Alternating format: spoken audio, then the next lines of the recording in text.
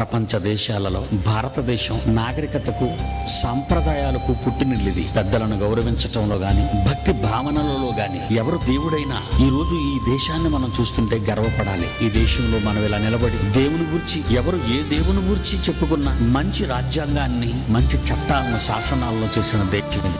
మత స్వాతంత్ర్యం ఉన్న దేశం. ఒక మాటలో చెప్పాలి అంటే హైందవ సోదరులు, ఇక్కడున్న ముస్లిం సోదరులు, ఇక్కడున్న క్రైస్తవ సోదరులు అంతా ఒకే భావన, ఒకే మాట, ఒకే ఆలోచన.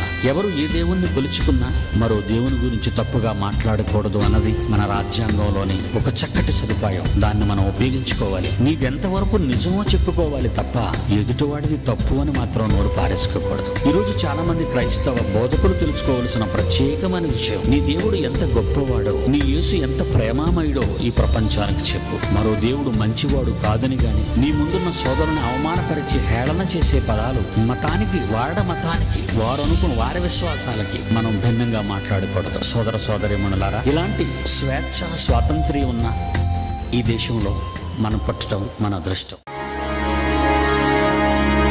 మూడు రంగుల జెండా, ముగ్గురున్న జెండా, వందనం చేసి ప్రేమించు వేరు చెయ్యకుండా. కాషాయి రంగు అది హైందవం, తెలుపన్నది క్రైస్తవం, పచ్చ రంగు అది ముస్లిం.